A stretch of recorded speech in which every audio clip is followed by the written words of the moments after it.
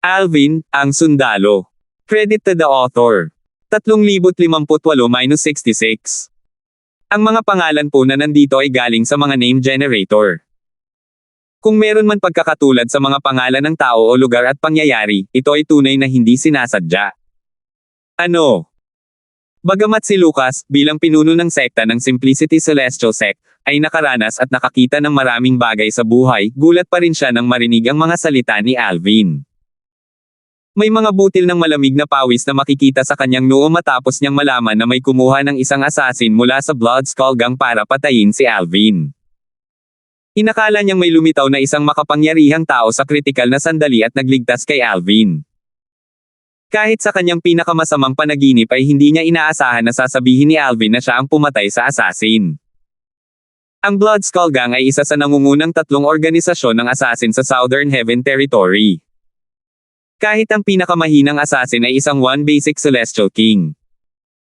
Karamihan, kung hindi lahat, ng One Basic Celestial King sa Blood Skull Gang ay nakaintindi ng ilang lalim ng isang batas kaya mas malakas sila kaysa sa ordinaryong One Basic Celestial King sa mga rehiyong nasa ilalim ng kontrol ng Profound Nether Mansion.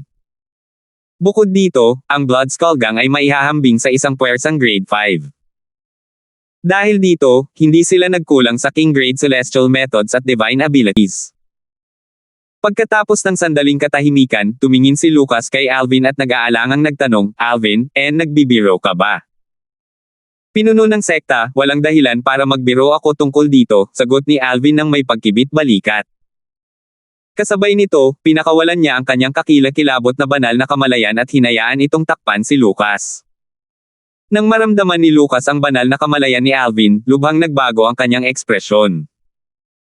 Naramdaman niya ang mapang-ipang aura na madaling kumulong sa kanya, na nagpaparamdam sa kanya na parang isang walang magawa at nag-iisang bangka sa gitna ng isang bagyo na anumang oras ay tatalikod. Ay ito. Hindi ba ito ang banal na kamalayan ng isang hari ng 10 direksyon sa langit? Kumabog ng malakas ang dibdib ni Lucas. Parang katulad ito ng panahong nakaramdam siya ng pressure mula sa banal na kamalayan ng isang Vice Mansion Master ng Profound Nether Mansion. Agad na nagbago ang ekspresyon niya at napunta sa hindi makapaniwalang tingin kay Alvin. Pagkatapos ng maikling sandali, binawi ni Alvin ang kanyang banal na kamalayan. Nang makabawi si Lucas sa kanyang katinoan, gulat na tanong niya, "Alvin, bakit ang lakas ng iyong banal na kamalayan?"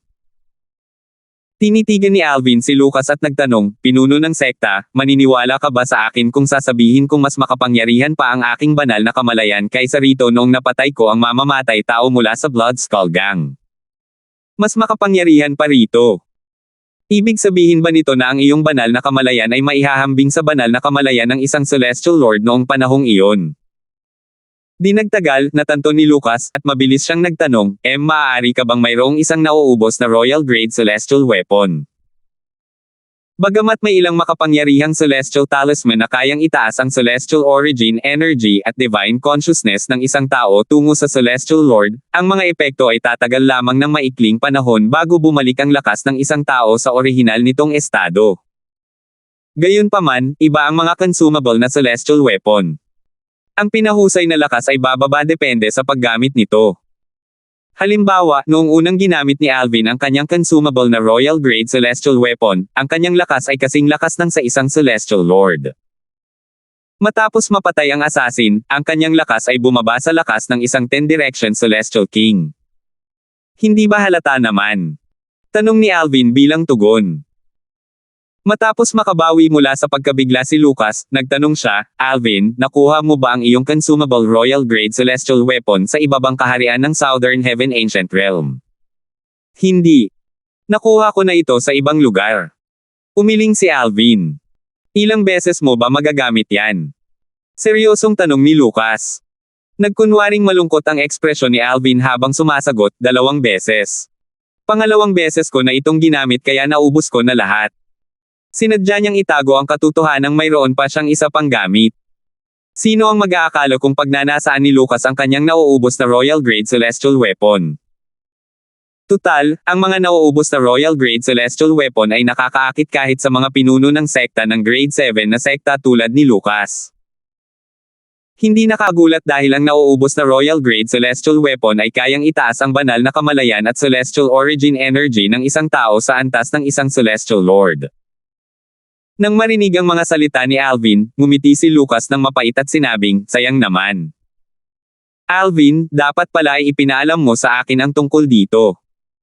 Maaari naman kitang palihim na protektahan. Dahil isa ka lamang peak overarching Heavenly Supreme Celestial, malamang na nagpadala ang Blood Skull Gang ng isang assassin na mas mahina kaysa sa akin. Hindi niya matutuklasan ang presensya ko kahit nasundan pa kita roon. Tiningnan ni Alvin si Lucas ng may kahulugan at sinabing, paano kung ang taong kumuha ng assassin ay mula sa Simplicity Celestial Sect? Paano kung hinanap ka niya at nalaman niyang nawawala ka? Hindi magtatagal ay mahulaan niya kung saan ka nagpunta. Alvin, sinasabi mo ba na pinaghihinalaan mong may isang tao mula sa ating Simplicity Celestial Sect na umupa ng isang mamamatay tao mula sa Blood Skull Gang para patayin ka? Nabigla si Lucas sa mga sinabi ni Alvin. Posible iyan. Sabi ni Alvin. Mayroon ka bang ebidensya para patunayan ang iyong hinala? Tanong ni Lucas habang malamig na kumikislap ang kanyang mga mata. Kung totoo man na may isang tao mula sa Simplicity Celestial Sect ang nasa likod ng tangkang pagpatay na ito, hindi niya hahayaang makalusot ang taong iyon. Sa kasamaang palad, hindi. Umiling si Alvin. Mayroon ka bang anumang alitan simula nang dumating ka sa Simplicity Celestial Sect? Tanong ni Lucas. Walang anumang tunggalian. Gayunpaman, sa palagay ko ang aking presensya ay negatibong nakaapekto sa interes ng ilang tao. Posibleng gusto nila akong patayin dahil sa isang tunggalian ng interes, sabi ni Alvin. Isang conflict of interest. Iyong buwan ka palang nakakarating sa Simplicity Celestial Sect. Paano nangyari ito? Naguguluhan na tanong ni Lucas. Tiningnan ni Alvin si Lucas ng may kahulugan at dahan-daang sinabi ang dalawang salita, tunay na disipulo. Naningkit ang mga mata ni Lucas nang marinig niya ang mga salita ni Alvin. Oo nga. Maaaring magdulot ito ng conflict of interest. Bago ka pa dumating, may 3 potensyal na kandidato para sa posisyon ng huling tunay na disipulo. Nariyan ang aking direktang disipulo, si Renan. Gayunpaman, masyadong mataas ang halaga ng pagkuha ng isang assassin mula sa Blood Skull Gang. Base sa aking pagkakaalam tungkol sa kanya, hindi niya kayang bayaran ang presyo. At saka, nariyan si Hubert.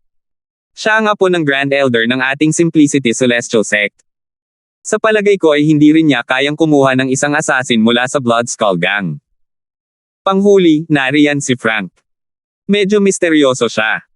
Wala kaming nakita kahit na sinubukan naming imbestigahan ang kanyang pagkakakilanlan at pinagmulan. Sa katunayan, gusto siyang kunin ng Grand Elder bilang isang direktang disipulo, ngunit tinanggihan niya ang Grand Elder, sabi ni Lucas. Misteryoso. Tumaas ang kilay ni Alvin. Ibig sabihin ba nito ay sa tingin mo ay malamang na si Frank ang kumuha sa assassin mula sa Blood Skull Gang? Hindi naman. Bagamat misteryo ang pinagmulan ni Frank, hindi siya kasing masigasig ni Renan at Hubert pagdating sa pagiging tunay na disipulo ng sekta, sabi ni Lucas, natural lang, posible na nagpapanggap lang siya.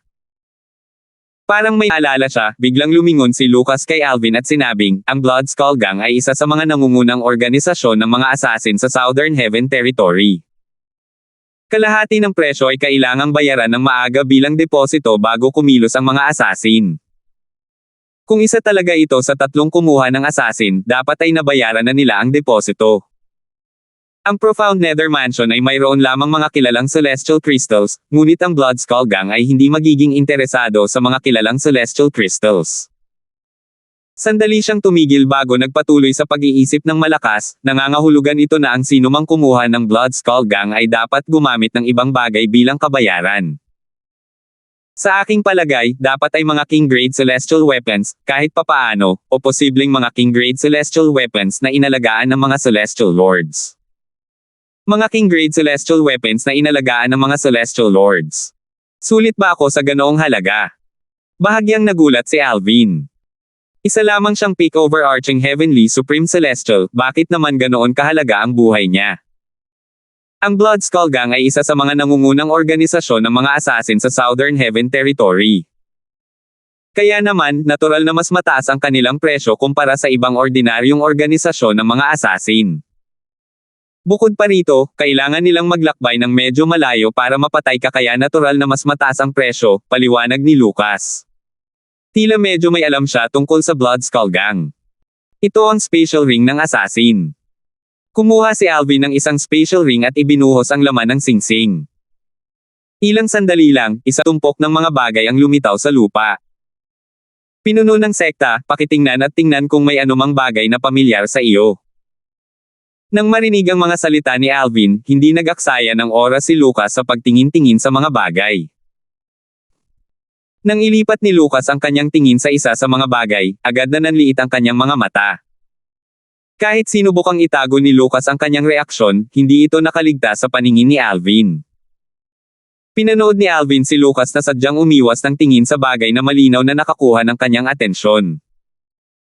Pagkatapos, kinuha niya ang isang baluti na kumikinang sa berdeng ilaw bago niya sinabi sa mahinahong tono, "Pinuno ng sekta, mukhang pamilyar ka sa isa sa mga bagay na iyon." 350. Medyo nahihiya si Lucas nang makita niya si Alvin na hawak ang baluti na kumikinang sa berdeng ilaw. Matamang tinitigan ni Alvin si Lucas habang sinasabi, mukhang isa itong King Grade Celestial Weapon na inalagaan ng isang Celestial Lord. Malamang na ginamit ito bilang kabayaran para patayin ako.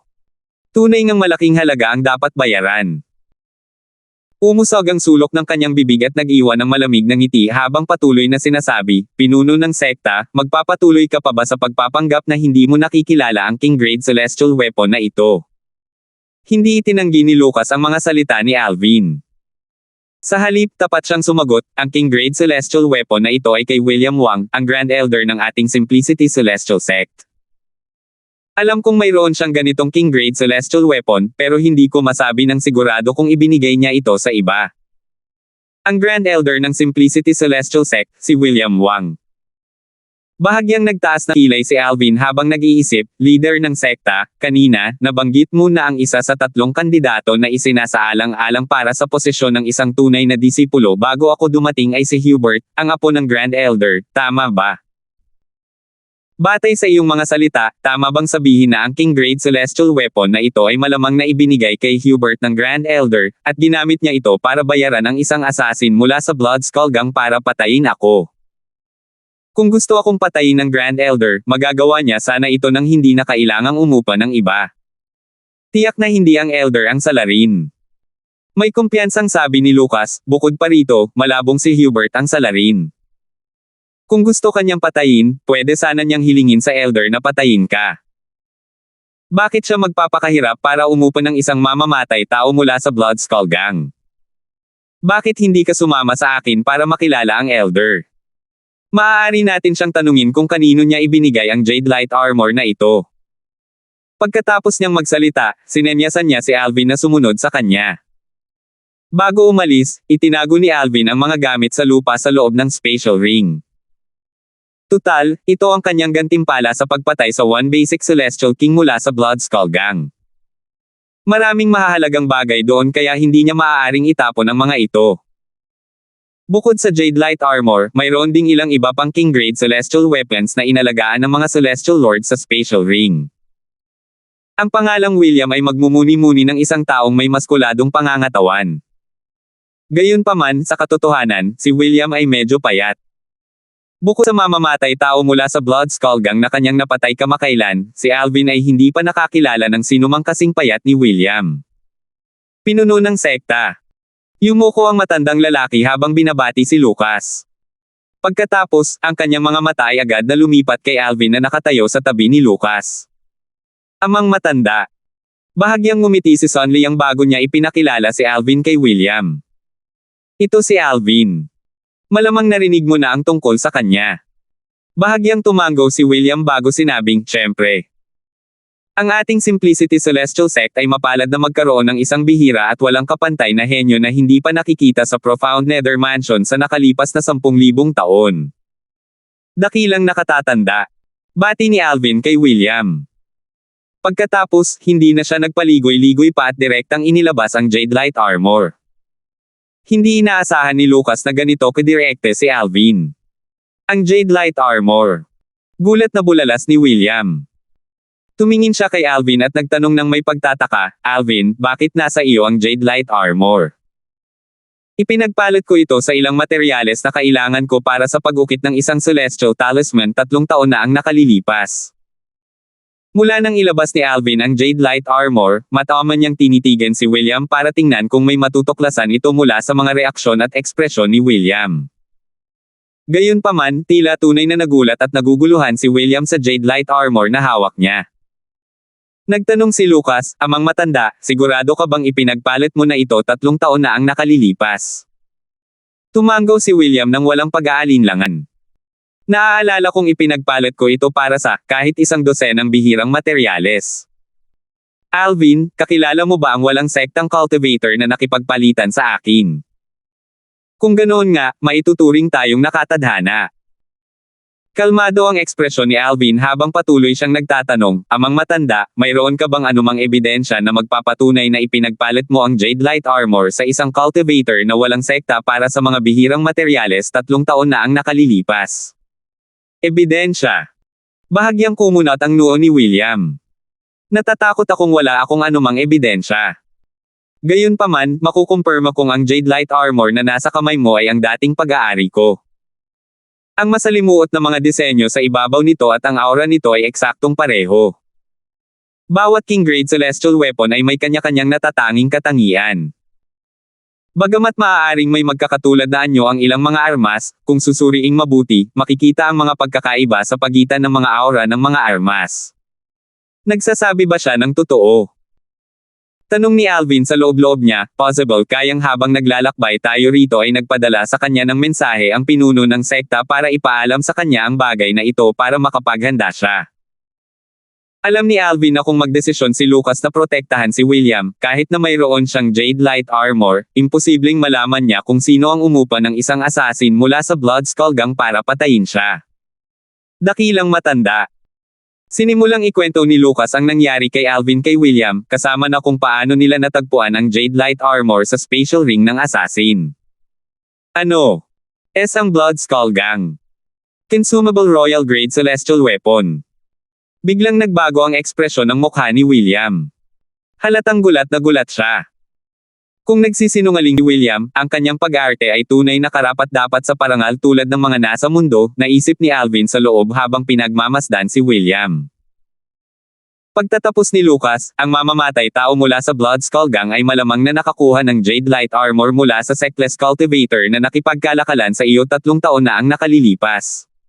Siguro nga. Bahagyang tumanggaw si William. Pagkatapos, lumingon siya kay Alvin at sinabing may bahid ng pag-aalala, "Alvin, naiintindihan kong nag-aalala ka na baka saktan ng assassin ang kaibigan mo, pero dapat ay kinausap mo na ang pinuno ng sect. Tutal, kung nag-aalala ka na baka matuklasan ng assassin na humingi ka ng tulong, maaaring humingi ng tulong ang pinuno ng sect sa mga powerhouse sa labas ng sect. Dahil dyan, hindi mo na kinailangang gamitin ang iyong consumable royal grade celestial weapon sa isang one basic celestial king lamang. Kahit na isa siyang assassin mula sa Blood Skull Gang, hindi pa rin sulit iyon." Malinaw na nadama niyang sayang ang paggamit ni Alvin ng kanyang consumable royal grade celestial weapon. Nabanggit lang ni Lucas na pinaghihinalaan ni Alvin na may isang tao sa Simplicity Celestial Sect ang kumuha ng assassin mula sa Blood Skull Gang, ngunit hindi niya binanggit na isa si Hubert sa mga pangunahing sospek. Dahil dito, medyo kalmado si William. "Mukhang nasayang lang ang oras ko sa pagpunta rito." Naisip ni Alvin bago nagpaalam kina Lucas at William. Hindi mahalaga kung nagsisinungaling si William o hindi dahil wala siyang ebidensya para patunayang ginamit ni Hubert ang Jade Light Armor para umupa ng assassin mula sa Blood Skull Gang para patayin siya. Kumislap ang mga mata ni Alvin na may nakakatakot na hanggaring pumatay habang patuloy niyang iniisip ang sarili, "William, maaari mo munang protektahan ang iyong apo sa ngayon. Kung malalaman kong ang Jade Light Armor ay ibinigay nga sa mamamatay tao ni Hubert, maghanda kang mamatay kasama niya pagdating ng oras na iyon." Mamamatay sana si Alvin kung wala siyang nagagamit na royal grade celestial weapon. Kaya naman, sabik siyang malaman ang salarin. Ngayong lahat ng senyales ay nakaturo kay Hubert, hindi niya ito basta-basta bibitawan maliban kung makakita siya ng ebidensya na magpapatunay na hindi. Samantala, pagkaalis ni Lucas sa tirahan ni William, nagpadala si William ng isang communication celestial talisman sa kanyang apo. Ikinwento niya ang kanyang natutunan mula sa pagbisita nina Lucas at Alvin. Si Alvin ay nagtataglay ng isang nauubos na royal grade celestial weapon, at napatay niya ang one basic celestial king assassin mula sa Blood Skull Gang. Natigilan si Hubert sa natuklasang ito. Hindi niya inaasahan ito. Pagkatapos, mabilis niyang ibinahagi ang kanyang natuklasan kay Renan.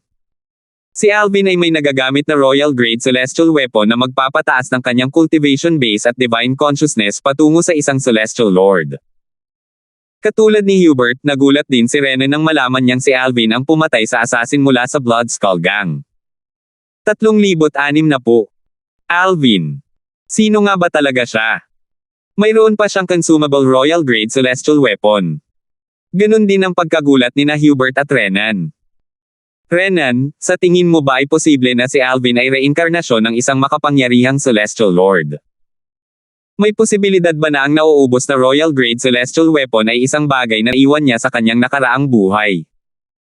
Tanong ni Hubert kay Renan gamit ang isang communication celestial talisman. Malaki ang posibilidad na ganoon. Sagot ni Renan. Sa kasamaang palad, masyado tayong mahina. Kung hindi, maaari nating angkinan ang lahat ng pag-aari niya pagkamatay niya. Sakam na sabi ni Hubert. Imposible para sa akin. Gayunpaman, hindi imposible para sa iyo na angkinan ang kanyang mga pag-aari. Sagot ni Renan. Hindi naman imposible para sa akin. Naguguluhang tanong ni Hubert. Napukaw ang kanyang interes. Kung handa ang elder na patayin si Alvin, natural lang na mapupunta sa kanya ang mga ari-arian ni Alvin. Sa oras na iyon, bilang apo niya, hindi ba't ikaw ang pipili sa mga ari-arian ni Alvin? Sabi ni Renan, halatang sinusubukang tuksuhin si Hubert. Pagkabalik ni Alvin sa kanyang tirahan, nakatanggap siya ng mensahe mula kay Lucas, ang pinuno ng sekta ng Simplicity Celestial Sect, pagkatapak niya papasok sa kanyang silid.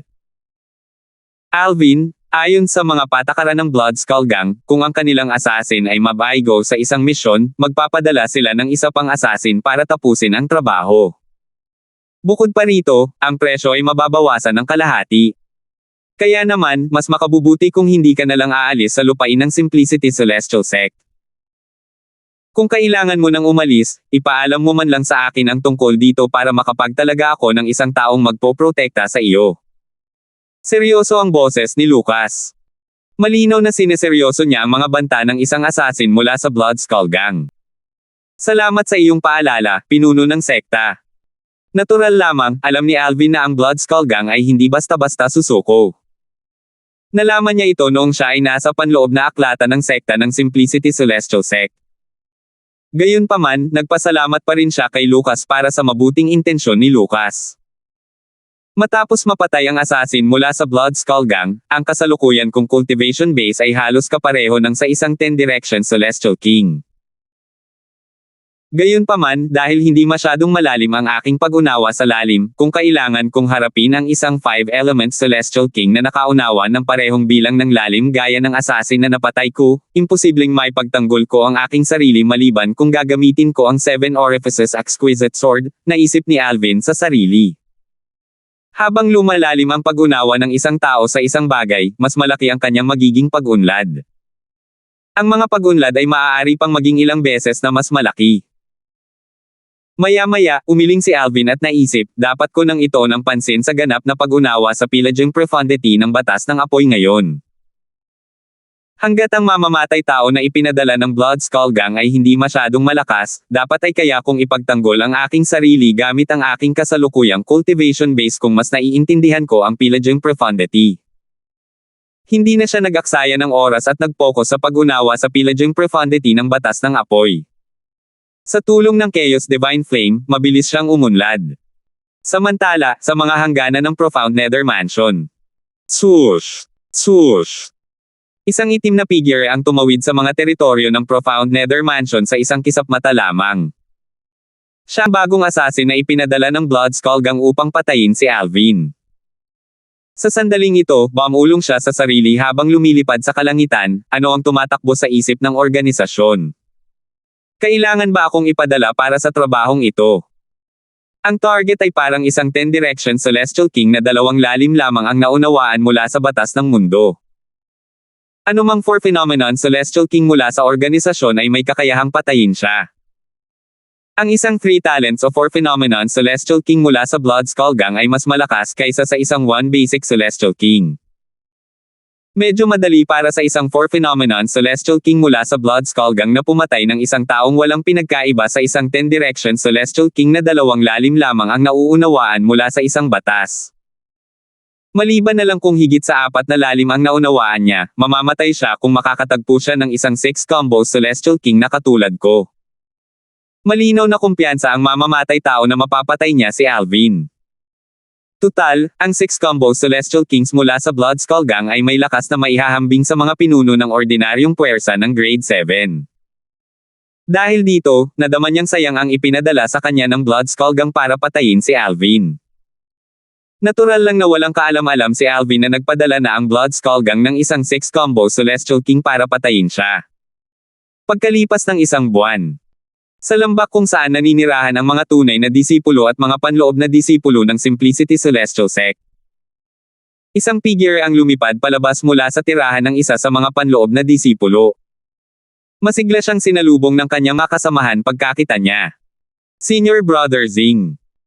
Ang taong ito ay walang iba kundi si Renan, ang ikatlong direktang disipulo ni Lucas, ang pinuno ng sekta ng Simplicity Celestial Sect. Isang buwan pa lang ang nakalipas, pero dumating na ang bagong assassin mula sa Blood Skull Gang.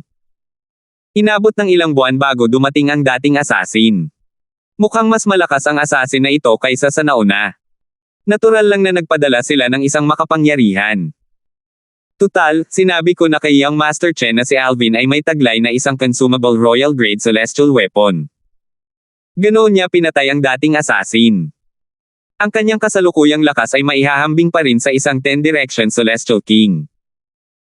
Naisip ni Renan sa sarili, malamang na hindi nagpadala ang Blood Skull Gang ng isang 10 direction celestial king dito. Bagamat ang lakas ni Alvin ay maihahambing sa isang 10 direction celestial king dahil sa consumable royal grade celestial weapon, dalawang lalim pa lamang ang kanyang naunawaan mula sa batas ng mundo. Isa na rito ang batas ng fundamental profundity ng mundo, ang Earth Elemental Profundity. Patuloy siyang nag-isip-isip sa loob-loob niya, ang isang 3 talento o 4 na phenomenon na celestial king mula sa Blood Skull Gang ay higit pa sa sapat para patayin siya. Ang lalim na naunawaan ng mga assassin mula sa Blood Skull Gang ay hindi mas mahina kaysa sa mga elder na may parehong cultivation base mula sa Simplicity Celestial Sect. Para isang buwan lang ang ilaan para maglakbay papunta rito, ang assassin ay dapat na isang 3 talento na Celestial King, kahit papaano. Kumislap sa pananabik ang mga mata ni Renan. Bago siya umalis sa lambak, tiningnan niya ang tirahan ng isa sa mga tunay na disipulo at ngumisi. Alvin, tapos na ang oras mo. Mas makabubuti kung mananatili ka sa tirahan na parang duwag. Kung hindi, tiyak na mamamatay ka. Sa pagkakataong ito, iniwan ni Renan ang ari-arian ng Simplicity Celestial Sect ng mag-isa upang salubungin ang mamamatay tao mula sa Blood Skull Gang nang hindi ipinapalam kay Hubert. Si Luis, ang anak sa labas ng isa sa mga vice leader ng Blood Skull Gang, ay may itinalagang lugar kung saan makikipagkita si Renan sa mamamatay tao. Dati, si Hubert lang ang isinama ni Renan dahil kailangan na niyang bayaran ang deposito. Gayunpaman, hindi na niya kailangang magbayad pa kaya hindi na niya ito inabala pang ipaalam pa kay Hubert. Sa wakas, nakilala ni Renan ang mamamatay tao sa isang liblib at tiwangwang na kanyan. Senior, magalang na bati ni Renan sa lalaki. Ang mamamatay tao ay isang lalaking nasa katanghaliang gulang na may katamtamang pangangatawan. Nakasuot siya ng karaniwang mahabang itim na damit ng mga mamamatay tao mula sa Blood Skull Gang. Karaniwan lang ang kanyang anyo, ngunit ang kanyang mga mata ay mabangis at malamig. Nakaramdam ng kilabot si Renan nang magtama ang mga mata ng mamamatay tao. Tumingin ang lalaking nasa katanghaliang gulang kay Renan at walang pakialam na sinabi, susubukan kong akitin ang target palabas. Gayunpaman, kung maakit mo ang target palabas, gagantimpalaan ka ng Blood Skull Gang ng 10 bote ng Duke Grade Celestial Pills. Kapantay ng lakas ng mamamatay tao ang lakas ni Lucas. Mahirap para sa kanila na talunin ang isa't isa. Tiwala rin siyang kaya niyang labagin ang depensa ng Simplicity Celestial Sect para patayin si Alvin at makatakas ng walang pinsala. Gayunpaman, hindi siya naglakas loob na gawin ito. Ito ay dahil hindi hahayaang masira ng Profound Nether Mansion ang bagay na ito kahit na ang Simplicity Celestial Sect ay isang puwersa lamang sa ika-7 baitang. Kung gagamit ang Profound Nether Mansion ng kanilang mga puwersa, mahihirapan siyang umalis sa mga teritoryo ng Profound Nether Mansion pagkatapos niyang makumplito ang kanyang misyon. Ito ay dahil ang mga lupain ng 3 sects at 2 clans ay protektado ng mga espesyal na formations. Isang markang hindi mabubure ang lilito sa kanyang katawan kapag nakapasok siya sa mga lupain, kahit na panandalian lamang ito. Gamit ang marka, walang magiging problema ang Profound Nether Mansion sa pagsubaybay sa kanya. Kapag siya ay natagpuan, tiyak na papatayin siya ng mga inspector mula sa Profound Nether Mansion. 10 bote ng Duke Grade Celestial Pills. Nagliwanag ang mga mata ni Renan nang marinig ang mga salita ng lalaking nasa katanghaliang gulang. Ang mga Duke Grade Celestial Pills ay kapaki-pakinabang sa mga Celestial Duke, katulad ng kung paano kapaki-pakinabang ang Overarching Heaven Pills sa mga Overarching Heaven Supreme Celestials. Sa kabila ng parehong epekto, ang mga Duke Grade Celestial Docs ay mas mahalaga at mas bihira kumpara sa mga Overarching Heaven Pills. Bagamat si Renan ang ikatlong direktang disipulo ng pinuno ng sekta ng Simplicity Celestial Sect, mahalaga pa rin sa kanya ang mga Duke Grade Celestial Pills. Gagamitin lamang niya ang mga ito kung malapit na siyang makaabot sa isang tagumpay. Sa Devata Realms, ang isang bote ng Duke Grade Celestial Pills ay naglalaman ng 10 tableta. Sa 10 bote, nangangahulugan ito na magkakaroon siya ng 100 tableta. Matapos magpalitan ng Soul Pearls ang dalawang lalaki, bumalik si Renan sa ari-arian ng Simplicity Celestial Sect. Halos hindi niya mapigilan ang kanyang pananabik tuwing naiisip niya ang 10 bote ng Duke Grade Celestial Pills. Sabik niyang naisip, paano ko maaakit si Alvin palayo sa ari-arian ng Simplicity Celestial Sect? 3061. Pagkatapos bumalik ni Renan sa ari-arian ng Simplicity Celestial Sect, palagi niyang minanmanan ang mga galaw ni Alvin habang sinusubukan niyang gumawa ng plano para akitin si Alvin palabas ng ari-arian ng sekta. Gayunpaman, lumipas ang mga araw, at hindi pa rin siya nakakaisip ng angkop na plano para akitin si Alvin palayo sa ari-arian ng sekta. Bumantong hininga si Renan sa loob-loob niya. Mukhang hindi ko makukuha ang 10 bote ng Duke Grade Celestial Pills. Samantala, si Alvin ay nasa kanyang silid at iniintindi ang pillaging profundity ng batas ng apoy. Sa gabay ng Chaos Divine Flame, ang kanyang pag-unlad ay napakabilis. Sa isang kisap mata lamang, 5 buwan na ang lumipas simula nang gamitin ni Alvin ang kanyang nauubos na Royal Grade Celestial Weapon upang patayin ang assassin mula sa Blood Skull Gang. Sa sandaling ito, swoosh! Swoosh! Isang figure ay naganap na nilalamon ng apoy ang gumalaw sa isang maluwang na silid. Bigla na lamang tumigil ang nagliliyab na figure. Habang humuhupa ang apoy sa katawan ng figure, ibinunyag nito ang isang gwapong binata na nakasuot ng lilang damit. Kaya ko pa ring tumakbo ng mas mabilis. Malakas na bulalas ng binata na nakasuot ng lila. Pagkatapos niyang magsalita, gumalaw ang kanyang katawan at muling nilamon ng apoy ang kanyang katawan. Boom! Boom! Boom! Kumakalantig ang mga bintana at pinto habang naglalakihan ang apoy. Ang hangin na umiikot sa silid ay lalong nagpainit sa apoy, dahilan para mas lalong uminit ang mga ito. Tanging ang ice bed sa silid ang tila hindi natitinag sa mga sandaling iyon. Gayunpaman, sa mas malapitang pagtingin, makikitang ang ice bed ay kumakalabog ng malakas.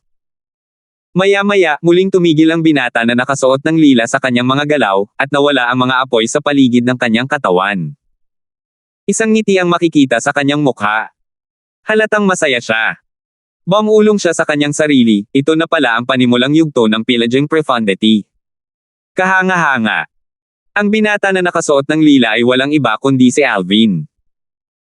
Gumugol siya ng 5 buwan sa closed-door cultivation at napagtagumpayan ang pillaging profundity ng batas ng apoy sa rudimentary stage sa tulong ng Chaos Divine Flame.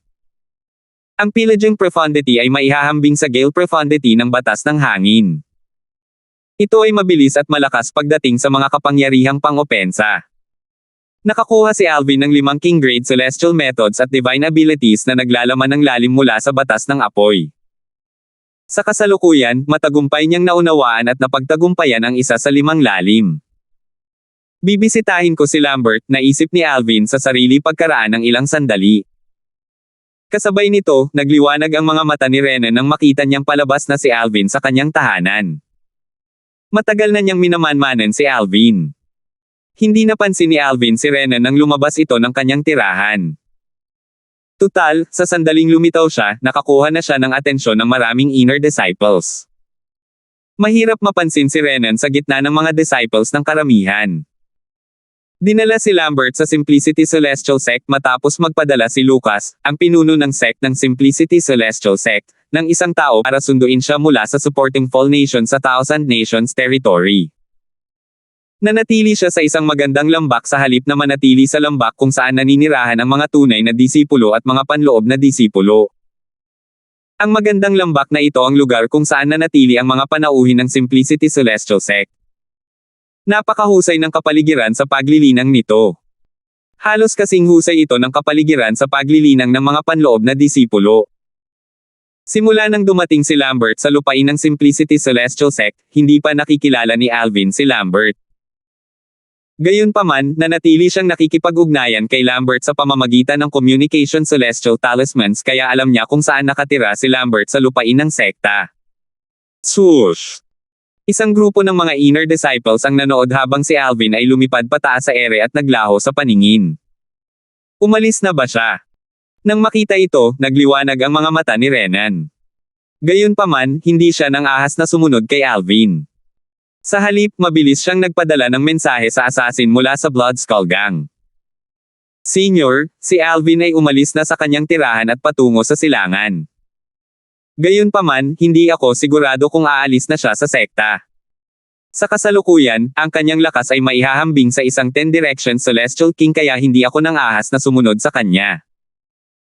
Base sa mga salita ni Renan, makikita na isa siyang taong may matinong pag-iisip. Hindi siya nabulag ng kasakiman sa 10 bote ng Duke Grade Celestial Pills at hindi rin siya kumilos ng padalos-dalos. Pagkalipas ng isang oras, nakita ni Renan si Alvin na bumabalik. Hindi siya nag-aksaya ng oras sa pagpapalam sa assassin mula sa Blood Skull Gang tungkol dito. Nag-aalala siya na baka walang kabuluhang naghihintay ang assassin sa pagpapakita ni Alvin. Natural lang, hindi naman sa maalalahanin siya. Nag-aalala lang siya na baka hindi siya magustuhan ng assassin dahil sa paghihintay niya sa pagpapakita ni Alvin. Habang papunta si Alvin sa kanyang tahanan, naisip niya sa sarili at bumaantong hininga, sino ang mag-aakala na naiintindihan ni Lambert ang batas ng Fundamental DPT ng mundo, ang Earth Elemental DPT, kahit na wala pang isang taon siyang nasa estate ng Simplicity Celestial Sect. Sa pagbisita ni Alvin, natuklasan niya na naunawaan ni Lambert ang batas ng fundamental na kalaliman ng mundo, ang Earth Elemental Profundity.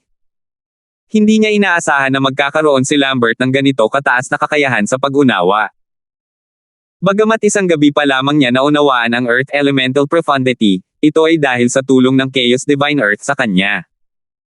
Hindi tulad niya, si Lambert ay walang Chaos Divine Earth na gagabay sa kanya. Sa makatuwid, ang tagumpay ni Lambert ay kapuri-puri. Naunawaan ni Lambert ang batas ng Earth Elemental Profundity ng mundo mula sa isang King Grade Divine Ability na ibinigay sa kanya ni Lucas. Alam ni Alvin na ginawa iyon ni Lucas para mapataas ang kanyang paghanga sa kanyang paningin. Medyo natuwa siya kay Lucas dahil naging tapat sa kanya si Lambert. Sa oras na ito, itinuturing na niya si Lambert bilang isa sa kanyang mga kamag-anak. Bago siya umalis patungo sa Simplicity Celestial Sect, sinabi niya kay Lambert na maaaring manatili si Lambert sa supporting Fall Nation o pumunta sa Simplicity Celestial Sect. Noong panahong iyon, hindi nag-atubiling sumunod si Lambert sa kanya. Sa katunayan, noong panahong iyon, sa loob-loob niya ay hiniling na sana'y manatili si Lambert sa supporting Fall Nation dahil mapanganib para kay Lambert na sumunod sa kanya. Gayunpaman, nang piliin ni Lambert na sumunod sa kanya sa Simplicity Celestial Sect, iginalang niya ang desisyon ni Lambert. Nawala si Alvin ng isang oras. Ano ang ginawa niya ng mga panahong iyon? Naguluhan at mausisa si Renan. Matapos imbestigahan ang bagay na ito, nalaman niya ang tungkol kay Lambert. Isang tagasunod. Naisip ni Renan sa sarili, hindi mahirap patumbahin ang kanyang tagasunod at alisin siya sa ari-arian ng sekta. Gayunpaman, handa ba si Alvin na isugol ang kanyang buhay at iwan ang ari-arian ng sekta para sa kanyang tagasunod? Sa kanyang palagay, malamang na hindi isugol ni Alvin ang kanyang buhay para sa isang tagasunod lamang. Tutal, kung siya ang nasa kalagayan ni Alvin, tiyak na hindi niya isusuko ang kanyang buhay para sa isang tagasunod. Habang muling sumusulpot sa isipan ni Renan ang 10 bote ng Duke Grade Celestial Pills, determinado niyang naisip ang sarili na may mapag-imbot na ngiti sa kanyang mukha, wala akong pakialam. Susubukan ko na lang ang lalaking iyon bilang pain para akitin si Alvin palabas ng ari-arian ng sekta. May posibilidad, gaano man ito kaliit, na iiwan ni Alvin ang ari-arian ng sekta para sa kanyang tagasunod. Kung suswertehin ako, ang 10 bote ng Duke Grade Celestial Pills ay magiging akin. Susubukan kong maghanap ng pagkakataon para patumbahin siya gamit ang isang White Thunder Electric Talisman bago ko siya palihim na ilabas sa lupain ng sekta. Mabilis na bumuo ng plano si Renan para dukutin si Lambert. Bagamat determinado siyang gamitin si Lambert bilang pain, hindi siya nang ahas na maging pabaya at walang ingat. Tutal, kung mabubunyag siya, iyon na ang magiging katapusan niya. Dahil dito, kailangan niyang maging lubhang maingat. Pagkalipas ng kalahating buwan, nagkita sina Renan at ang mamamatay tao mula sa Blood Skull Gang sa isang tigang na kapatagan na matatagpuan sa kanluran ng Simplicity Celestial Sect Estate. Sino siya? Tanong ng mamamatay tao habang nakakunot ang noo matapos hilahin ni Renan ang isang walang malay na lalaking nasa katanghaliang gulang palabas ng kanyang maliit na mundo. Sumagot si Renan, siya ang tagasunod ni Alvin. May ipinadala ang aking Panginoon para dalhin siya sa Simplicity Celestial Sect mula sa Thousand Nations Territory. Isang tagasunod. Kumunat ang noo ng mamamatay tao. Ibig mong sabihin, gagamitin mo ang lalaking ito para akitin si Alvin palabas ng lupain ng sekta mo. Oo, sagot ni Renan. Ngumisi ang mamamatay tao bago sinabing, sa tingin mo ba talaga ay isusuko ni Alvin ang buhay niya para sa isang tagasunod lang? Senior, ito lang ang ideya ko. Sa tingin ko sulit itong subukan. Ayokong paghintayin ka. Alam kong walang garantiya na gagana ito. Pero, paano kung gumana ito? Sabi ni Renan sa pagtatangkang hikayatin ang mamamatay tao. Pinag-isipan ng mamamatay tao ang mga sinabi ni Renan ng ilang sandali bago niya tuluyang sinabi, may katuturan ang mga sinabi mo. Batay sa kanyang mga salita, malinaw na matagumpay siyang nakumbinsi ni Renan. Nang marinig ang masalitang ito, nakahinga ng maluwag si Renan. Maya-maya, nag-aalangan niyang sinabi, Senyor, nakita na ng taong ito ang mukha ko. Kilala niya ako. Kung matagumpay nating maakit si Alvin palabas, pakipatay din ang lalaking ito. Bahagyang tumango ang mamamatay tao mula sa Blood Skull Gang. Bagamat wala siyang pakialam sa buhay o kamatayan ni Renan, magagamit pa rin siya ni Renan kung sakaling mabaigo ang planong ito. 362. Hindi isinaalang-alang ni Renan ang posibilidad na pagtaksilan siya ng mamamatay tao mula sa Blood Skull Gang. Hindi niya isinaalang-alang na ang prioridad lamang ng mamamatay tao ay ang pagpatay kay Alvin at tapusin ang kanyang misyon mula sa Blood Skull Gang. Hindi mahalaga sa kanya kung ibinunyag ni Lambert si Renan o hindi. Ngayong halos kalahating taon na ang lumipas mula noong unang pagtatangka ni Alvin na patayin siya, hindi inaasahan ni Alvin na makakatanggap pa siya ng isa pang sulat mula sa Blood Skull Gang. Bukod dito, halos kapareho ng laman ang unang sulat. Sa halip na si Tanya, si Lambert ang binanggit. Sa pagkakataong ito, nakumpirma niya na dinukot nga si Lambert. Matapos ipaalam ni Alvin kay Lucas, ang pinuno ng sekta ng Simplicity Celestial Sect, ang pagkawala ni Lambert at ang sulat mula sa Blood Skull Gang, sinabi ni Lucas, makukumpirma namin na ang taong dumukot sa iyong tagasunod ay hindi ang mamamatay tao mula sa Blood Skull Gang. Imposible para sa mga tagalabas na makapasok sa ari-arian ng Simplicity Celestial Sect nang walang abiso. Kung may estranghero na pumasok sa ari-arian ng sekta nang walang abiso, magti-trigger ito ng mga formation sa ating sekta. Ang ibig mong sabihin ay ang taong dumukot kay Lambert ay isang insider. Miyembro ng Simplicity Celestial Sect? Tanong ni Alvin. Oo. Sagot ni Lucas. Ayon sa sulat, gusto nila akong pumunta ng mag-isa. Kung ikaw o ang sino mang may kapangyarihan mula sa sekta ay susunod sa akin, natatakot akong ipaalam ito ng tagaloob sa assassin, sabi ni Alvin. Alvin, may naisip akong plano kanina. Noong nangyari ang unang tangkang pagpatay kalahating taon na ang nakalilipas, nagkunwari akong inutusan ang pangalawang kapatid ko na umalis sa sekta para sa isang business trip, may kumpiyansang sagot ni Lucas, naghihintay siya ng utos ko sa labas. Ipapadala ko siya para protektahan ka kapag nakilala mo ang assassin mula sa Blood Skull Gang. Prangkang nagtanong si Alvin, pinuno ng sekta, sigurado ka bang kaya niya akong protektahan? Walang duda na iiwan ni Alvin ang ari-arian ng Simplicity Celestial Sect upang iligtas si Lambert. Gayunpaman, kailangan niya maging ganap na handa bago niya lisanin ang ari-arian ng Simplicity Celestial Sect dahil hindi siya sigurado sa lakas ng mamamatay tao. Nagpalagay si Alvin na ang Blood Skull Gang ay hindi magpapadala ng isang napakalakas na assassin para patayin siya. Malamang ay nagpadala sila ng isang taong sapat ang lakas para matapos ang trabaho. Gayunpaman, alam din niya na hindi na siya tinatrato ng Blood Skull Gang bilang isang peak overarching Heavenly Supreme Celestial kundi isang 10 Direction Celestial King na nakaunawa ng dalawang lalim mula sa batas ng mundo. Gayunpaman, ang kanyang lakas na ipinagkakalob ng Consumable Royal Grade Celestial Weapon ay lumiliit sa tuwing gagamitin niya ito. Pinapanatag Lucas si Alvin. Huwag kang mag-alala. Bagamat ang pangalawang kapatid ko ay isang 5-element Celestial King lamang, ang kanyang pag-unawa sa batas ng hangin ay makapangyarihan. Hindi pagmamalabos na sabihin na lahat ng 5-element Celestial King sa teritoryo ng Profound Nether Mansion ay hindi kayang tapatan niya. Ang kanyang lakas ay dapat na mas malakas kaysa sa isang 5-element Celestial King assassin mula sa Blood Skull Gang. Sa katunayan, ang kanyang lakas ay dapat na maihahambing sa isang 6-combo Celestial King assassin mula sa Blood Skull Gang. Patuloy na sinabi ni Lucas ng may kumpiyansa, bagamat ang iyong cultivation base ay maihahambing sa isang 10 Direction Celestial King, mahina ang iyong pag-unawa sa batas.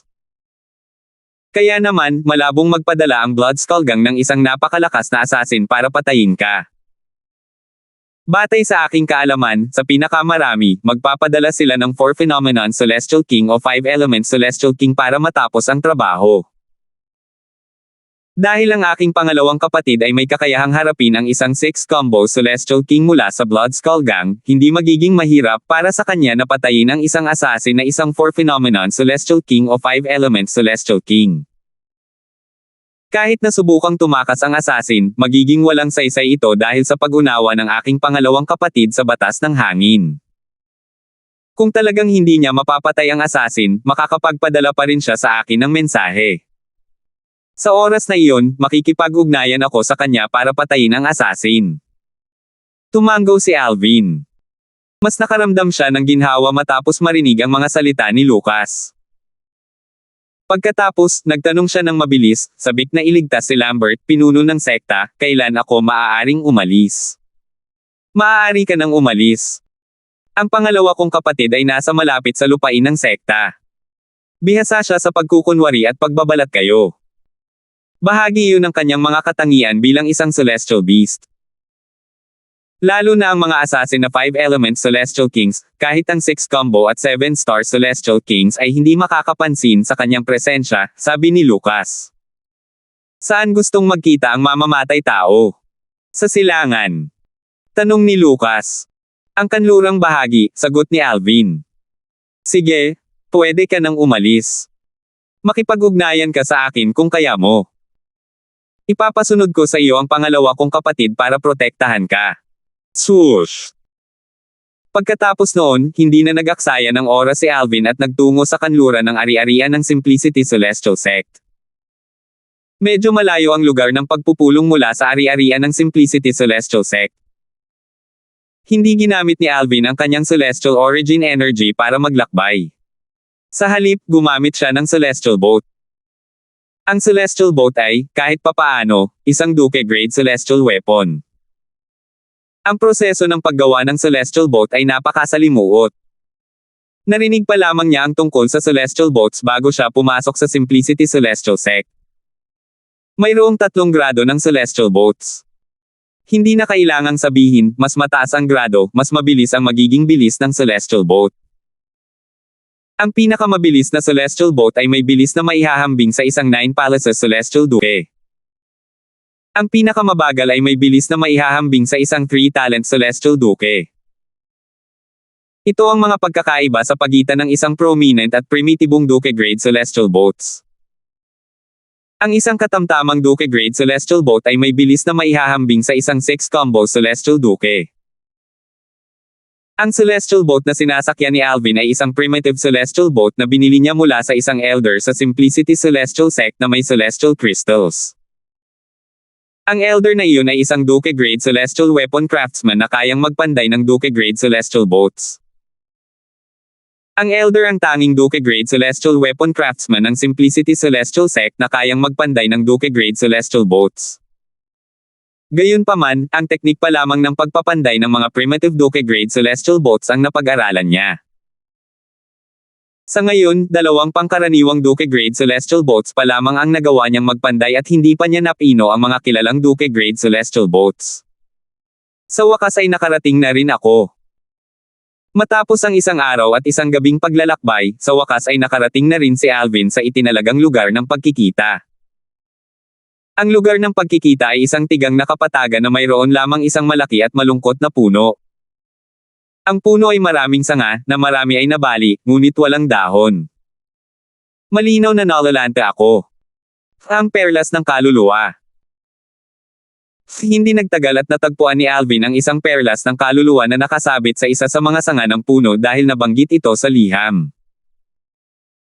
Matapos makuha ang perlas ng kaluluwa, dapat niyang kontaken ang may akda ng liham sa pamamagitan ng marka ng kaluluwa sa perlas ng kaluluwa. Sa sandaling ang banal na kamalayan ni Alvin ay nakadikit sa marka ng kaluluwa sa perlas ng kaluluwa. Swoosh! Swoosh! Ang mga sanga ng puno ay nagsimulang manginig ng marahas. Kasabay nito, ang mga bitik ng liwanag na parang mga bituin ay nagsimulang lumitaw sa paligid ng mga sanga.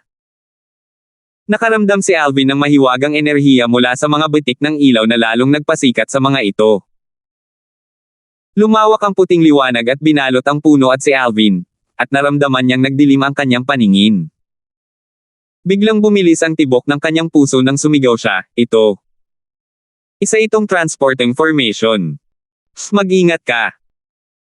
Isang boses ang umalangaw-ngaw nang biglang lumitaw sa ere ang isang berdeng ibon na kasinlaki ng isang maliit na burol na mukhang goshawk. Di nagtagal, ang goshawk ay nagpalit ng anyo at naging isang binata na nakasuot ng berdeng damit. Madilim at hindi magandang tingnan ang ekspresyon ng binata na nakaberde habang nakatingin sa puno na bumalik sa orihinal at simpleng anyo nito. Ang mamamatay tao mula sa Blood Skull Gang ay isa ring dalubhasa sa mga Formosayon.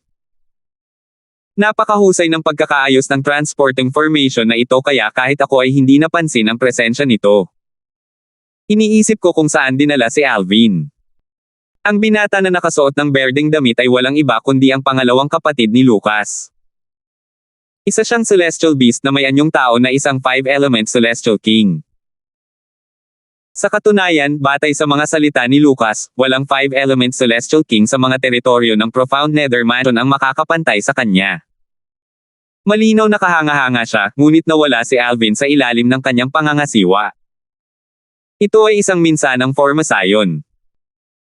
Pagkumpirma ng binata na nakaberde matapos imbestigahan ang puno at ang Formosayon. Pagkatapos, hindi na siya nag-aksaya ng oras at nagpadala ng mensahe kay Lucas na may malungkot na ekspresyon sa kanyang mukha, panganay na kapatid. Sa lupain ng Simplicity Celestial Sect.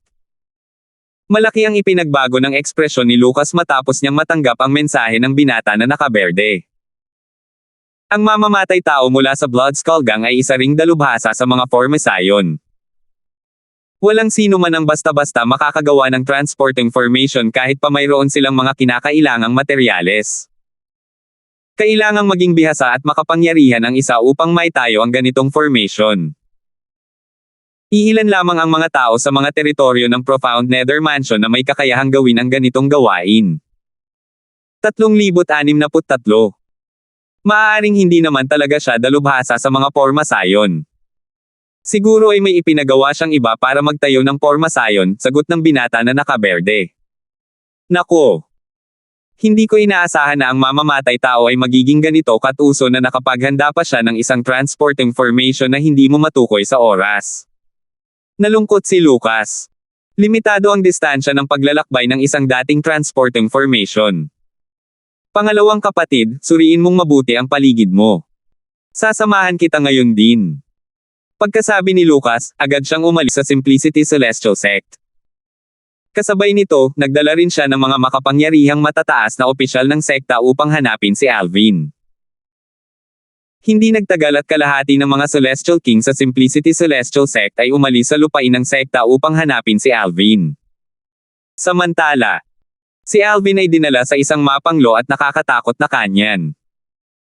May malakas na amoy na kumakalat sa hangin kaya napilitan si Alvin na magtayo ng harang sa paligid niya upang mapigilan ang amoy. Mabuti na lang at ang pagpapanatili ng harang ay hindi makakaubos sa kanyang celestial origin energy.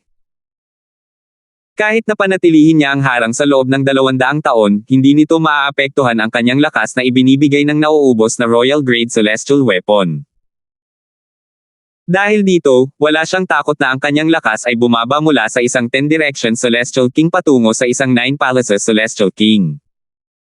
Isa itong transport information. Hindi kasama ko sa pagdadala ang pangalawang kapatid ng pinuno ng sect.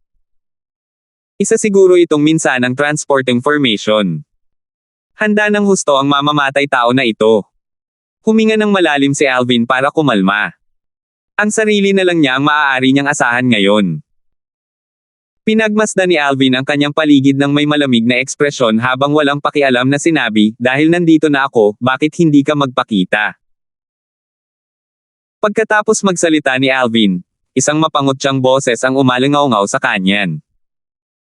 Napakagandang ugnayan sa pagitan ng isang alipin at ng kanyang Panginoon. Mabilis na ginamit ni Alvin ang kanyang banal na kamalayan upang hanapin ang kinaroroonan ng may-ari ng boses. Sa isang sulok ng kanyan, isang figure ang lumabas mula sa isang kuweba kasama ang isa pang taong nakasabit sa kanyang balikat. Dahan-daw ang lumabas ang figure mula sa kadiliman na bumabalot sa kanyan, at inilantad ang isang lalaking nasa katanghaliang gulang na may katamtamang pangangatawan na nakasuot ng karaniwang uniforme ng Blood Skull Gang para sa kanilang mga mamamatay tao. Katulad ito ng suot ng naunang mamamatay tao. Ordinaryo lang ang itsura ng lalaking nasa katanghaliang gulang, ngunit ang kanyang mga mata ay mabangis at malamig. Nakaramdam ng kilabot si Alvin nang salubungin niya ang tingin ng mamamatay tao. Lambert! Sigaw ni Alvin. Naging malungkot ang kanyang ekspresyon nang makita ang walang malay na si Lambert. Ipinabot niya ang kanyang banal na kamalayan sa katawan ni Lambert para lamang matuklasan ang mga bakas mula sa isang White Lightning Talisman. Ito ang dahilan kung bakit nanatiling walang malay si Lambert sa lahat ng oras na ito. Ginamit ni Alvin ang kanyang banal na kamalayan upang mapawalang bisa ang epekto ng White Lightning Talisman, at hindi nagtagal ay unti-unting iminulat ni Lambert ang kanyang mga mata. Nanlaki ang kanyang mga mata nang makita niya si Alvin. At sumigaw siya sa paos na boses, Panginoon ko. Mahina ang kanyang boses na parang labis siyang nagdusa. Pagkatapos, dali-daling nagpadala si Lambert kay Alvin ng isang voice transmission. Isiniwalat niya ang pagkakakilanlan ng taong naglabas sa kanya mula sa lupain ng Simplicity Celestial Sect. Bagamat hindi niya alam kung nasaan siya o kung ano ang nangyayari, alam niyang may nagplano laban sa kanyang Panginoon. Kaya naman, hindi na siya nag-aksaya ng oras sa pagbubunyag ng sa tingin niya ay mahalagang impormasyon kay Alvin. Rennen. Nagdilim ang ekspresyon ni Alvin nang marinig niya ang mga salita ni Lambert.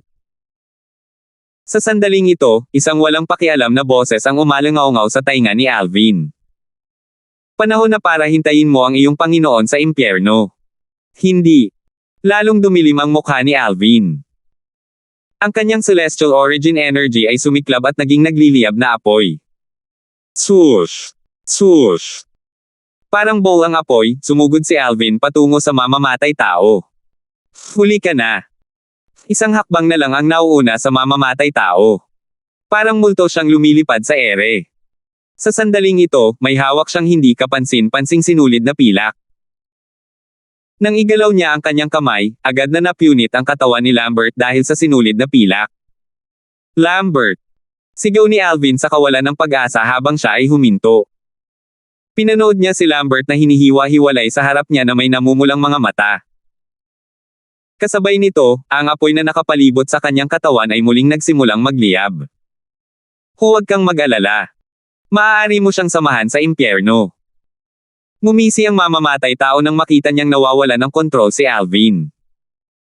Tiningnan niya si Alvin na parang isang patay na naglalakad. Pabiro niyang sinabi, mamatay ka. Pagkatapos magsalita ng mamamatay tao, malamig na kumislap ang mga mata ni Alvin nang siya ay maging isang bola ng apoy at sumugod patungo sa mamamatay tao. Ang kanyang bilis ay napakabilis na maihahambing sa bilis ng mamamatay tao. Gusto kong makita kung gaano kagal mo ako makakasabay dahil ang kapangyarihan ng iyong celestial origin energy ay hindi sa iyo. Gumalaw ang mamamatay tao at umiwas kay Alvin. Balak niyang pilitin si Alvin na ubusin ang kanyang kapangyarihang ipinagkakalob ng kanyang consumable royal grade celestial weapon. Habang gumagalaw siya, seryosong naisip ng mamamatay tao, ang mga taong namamahala sa pangangalap ng impormasyon ay talagang hindi maaasahan. Malinaw na hindi ito mga lalim mula sa batas ng mundo. Malinaw na ang mga ito ay ang fundamental na kalaliman ng batas ng apoy, ang fire elemental na kalaliman, at ang pillaging DPT. Mabuti na lang at ipinadala nila ako upang tapusin ang misyong ito. Natatakot ako na kung nagpadala sila ng isang 4 phenomenon Celestial King o isang 5 element Celestial King para gawin ang trabahong ito, mamamatay na sana sila rito.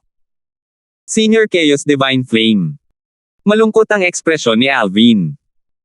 Alam na alam niya ang intensyon ng mamamatay tao. Tinawag niya ang Chaos Divine Flame bago lumabas ang isang kulay abong apoy mula sa kanyang katawan at sumanib sa mga apoy na bumabalot sa kanyang katawan. Bang! Isang malakas na pagsabog ang umalangaw-ngaw sa hangin. Nang sumunod na sandali, ang apoy sa katawan ni Alvin ay lalong lumakas, at ang kanyang bilis ay tumaas din. Sa sandaling ito, ang kanyang bilis ay mas mabilis pa kaysa sa mamamatay tao. Ay ito ba ang explosion profundity? Biglang nagbago ang ekspresyon ng mamamatay tao. Alam niyang imposibleng maiwasan niya si Alvin ngayon. Dahil sa lakas ng pagsabog kanina, inakala niyang naunawaan na ni Alvin ang explosion profundity. Ang explosion profundity ay isang opens iba at ang movement profundity ay mula sa batas ng apoy kaya maaari rin itong mapataas ang bilis ng isang tao. Swoosh! Tumigil sa pagtakbo ang mamamatay tao. Lumingon siya at ibinuka ang kanyang mga braso. Umalangaw-ngaw ang hangin sa kanyang paligid habang may nakakarinig na ugong sa hangin. Ang sinulid sa kanyang kamay ay biglang nagbago at naging 10,000 sword chi. Siya at ang sinulid ay nagliwanag na may berdeng ilaw at tila binalot siya ng hangin habang kumikilos siya. Batay dito, malinaw na naunawaan niya ang batas ng hangin. Bukod dito, kung hindi isasama ang fundamental profundity ng batas ng hangin, ang wind elemental profundity, makikita na nakapaghagis siya ng 3 profundity sa sandaling ito, ang gale profundity, ang wind gathering profundity, at ang slicing profundity. Isang 6 na combo na Celestial King. Dahil dito, natukoy ni Alvin ang cultivation base ng assassin, at nakilala rin niya ang lalim ng batas ng hangin na ginagamit ng assassin. 7 butas ng napakagandang espada. Hindi nagatubili si Alvin at inilabas ang 7 butas ng napakagandang espada upang sagipin ang atake ng mamamatay tao. Upang maiwasang makilala ng mamamatay tao ang espada bilang isang bagay na higit pa sa mga celestial na armas, sinadya niyang magpanggap na inilalabas ang espada mula sa kanyang spatial ring. Weng! Pinaikit ni Alvin ang kanyang mga mata nang muling umalangaw-ngaw sa ere ang sunod-sunod na ugong. Ang kalaliman ng wind blade. Matapos gamitin assassin ang gale profundity, ang wind gathering profundity, at ang slicing profundity, ginamit din niya ang wind blade profundity. 3,064. Isang sunod-sunod na ugong ang umalangaw-ngaw sa hangin. Ang sinulid sa kamay ng mamamatay tao ay biglang nagbago at naging 10,000 sword chi na kumikinang na may berdeng ilaw. Ipinapahiwatig nito na naihagis niya ang wind blade profundity. Habang ginagalaw niya ang sinulid sa kanyang kamay, ang hangin ay marahas na gumalaw at naging isang buhawi. Di nagtagal, ang 10,000 sword chi ay nilamon ng buhawi. Ang nagngangalit na buhawi ay umikot hanggang sa ito ay nasa harap ng mamamatay tao, na epektibong hamarang sa paningin ni Alvin. Samantala, ang nagngangalit na buhawi ay patuloy na lumalaki ng lumalaki. Ay ito ba ang batas ng tornado dipiti ng hangin? Bahagyang nagbago ang ekspresyon ni Alvin. Hindi kasama ang fundamental na kalaliman ng batas ng hangin, ang wind elemental profundity, ang mamamatay tao ay nakapaghagis ng 5 kalaliman mula sa batas ng hangin, ang wind gathering profundity, ang gale profundity, ang slicing profundity, ang wind blade profundity, at ang tornado profundity. Brat, isa ka lamang peak overarching heavenly supreme celestial na gumamit ng isang consumable royal grade celestial weapon. Dapat kang maging proud na pinapatay kita sa pamamagitan ng paglabas ng lahat ng aking lakas. Sa isang iglap, pumasok ang assassin sa nagngangalit na buhawi, hindi tinatabla ng 10,000 sword chi at sinulid na naroon. Lahat ng lakas mo. Sa mga salitang ito, alam ni Alvin na ang mamamatay tao ay umatake ng walang anumang pag-aalinlangan. Bukod sa King Grade Celestial Thread na inalagaan ng isang Celestial Lord, ang mamamatay tao ay naghagis din ng 6 na uri ng lalim mula sa batas ng hangin. Ang batas ng hangin ay may kabuuang 9 na lalim, kabilang ang fundamental na kalaliman, ang wind elemental na kalaliman. Sa Southern Heaven Territory, bihirang makatagpo ng isang taong nakaintindi na sa lahat ng 9 na lalim mula sa isang batas. Ang mga unang ilang lalim ay karaniwang mas madaling intindihin, ngunit ang mga susunod na lalim ay magiging mas mahirap intindihin.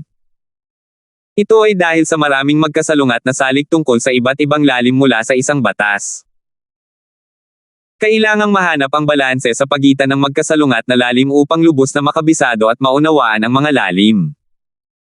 Dahil dito, makikita na ang mamamatay tao ay may kahangahangang kasanayan sa pag-intindi. Tutal, siya ay isang 6-combo Celestial King na nagawang unawain at pag-aralan ang 6 na lalim mula sa batas ng hangin hanggang sa rudimentary stage. Mamatay ka, batang lalaki. Sigaw ng mamamatay tao. Pagkatapos magsalita ng mamamatay tao, ang buhawi ay humampes kay Alvin sa napakabilis na bilis. Ang bilis nito ay hindi mas mababa sa bilis ni Alvin. Kung mapapanatili ni Alvin ang kanyang kasalukuyang bilis, posible para sa kanya na maiwasan ang buhawi. Sa kasamaang palad, ang kanyang lakas na ibinibigay ng nauubos na Royal Grade Celestial Weapon na kasalukuyang ihahambing sa isang 10-direction Celestial King ay patuloy na bababa. Batay sa kasalukuyang sitwasyon, kung magpapatuloy ito, sa humigit kumulang 30 paghinga, ang kanyang cultivation base at lakas ay bababa sa isang 9 Palaces Celestial King. Sa oras na iyon, hindi niya maiiwasan ang buhawi at maiipit dito. Tumawa ang mamamatay tao habang pinapanood si Alvin na umiiwas sa buhawi ng buong lakas. Gusto kong makita kung gaano katagal mo ito magagawa bago humina ang iyong celestial origin energy. Tiyak na mamamatay ka sa loob ng 50 paghinga. Tama siya. Hindi ko kayang magpatuloy ng ganito. Kung hindi, mamamatay ako pagkatapos ng 30 paghinga. Nauubusan na ng pagpipilian si Alvin. Ang magagawa niya lang ay lampasan ang kanyen para maiwasan ang pagkalamo ng buhawi. Alam niyang sa humigit kumulang 30 paghinga, hindi na niya mapapanatili ang malaking distansya sa pagitan niya at ng buhawi. Tutal, ang tornado profundity ay naglalaman ng wind elemental profundity, wind gathering profundity, gale profundity, slicing profundity, at wind blade profundity. Sa kasalukuyan kong lakas, hindi mahirap pigilan ang kanyang atake sa tulong ng 7 Orifices Exquisite Sword. Gayunpaman, lubos nitong mababawasan ang lakas ng aking celestial origin energy na naboost. Mababawasan ito sa lakas ng isang 8 Trigram Celestial King.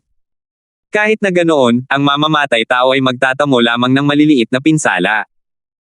Madali pa rin para sa kanya na patayin ako pagkatapos noon. Dahil sa gngangalit at nakakatakot na buhawi, ito ang unang pagkakataon sa mahabang panahon na naramdaman ni Alvin na malapit na ang kamatayan. Sa sandaling ito, taglay ang pambihirang kataimtayman na bihirang marinig sa parang batang boses nito, sinabi ng Chaos Divine Earth, Chaos Divine Metal, kailangan nating kumilos ng sama-sama ngayon. Kung hindi, mamamatay ang bata. Alam ko, sagot ng Chaos Divine Metal sa parehong seryosong tono. Nako, salakayin mo siya ng buong lakas. Gamitin mo ang espada mo at itoon ang pansin sa mahalagang bahagi niya. Isa lang ang pagkakataon natin para magawa ito ng tama, sabi ng Chaos Divine Metal kay Alvin sa malungkot na tono. Huwag kang magmadali.